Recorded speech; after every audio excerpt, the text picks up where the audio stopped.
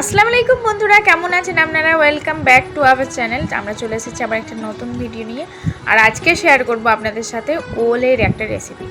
তো প্রথমে আমি ওল সেদ্ধ করে ভালোভাবে ভেজে নিলাম ওলটাকে। তারপর ওই কড়াইয়ের মধ্যেই আমি দিয়ে দিলাম আলুগুলোকেও আমি এভাবে সুন্দর করে ভেজে নিচ্ছি। তারপর আবার একটুখানি কড়াইয়ে দিয়ে দিলাম তেল, আর তার সাথে ফোড়নে দিয়ে দিলাম জিরে, তেজপাতা, লং, এলাচ, দারচিনি। তারপর পেঁয়াজ দিয়ে দিলাম। তারপর পেঁয়াজটাকে একদম ব্রাউন করে ভেজে নেব। এর মধ্যেই আমি দিয়ে দেব টমেটো কুচি। তারপর টমেটোটাকেও পেঁয়াজের সাথে আমি ভালোভাবে ভেজে নেব, আর তার সাথে দিয়ে দেব নুন, কারণ নুনটা দিলে টমেটোটা তাড়াতাড়ি গলে যাবে। আর দিয়ে দিলাম আদা রসুনের পেস্ট।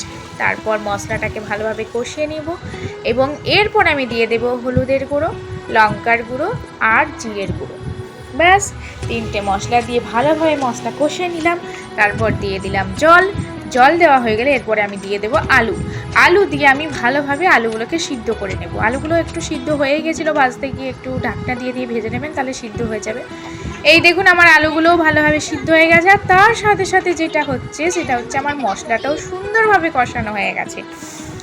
আর এরপরে আমি মেন উপকরণ যেটা ওলগুলো কিন্তু ভেজে শুধুই আমি খেয়ে ফেলছিলাম, কারণ খুবই ভালো লাগছিল ভাজাটা। তারপর ওলটাকে দিয়ে ভালোভাবে কষিয়ে নেব, আর কষানো হয়ে গেলে জল দিয়ে দিন। জল দিয়ে হালকা আঁচে একটুখানি ফুটতে দিন। তারপর ধনেপাতা দিয়ে নামিয়ে নিন। ওয়াও, দেখুন কালারটা কি সুন্দর এসেছে ওলের রেসিপির। বাই বাই বন্ধুরা, ভালো লাগলে প্লিজ লাইক, কমেন্ট, শেয়ার আর সাবস্ক্রাইব করে আমার পাশে থাকুন।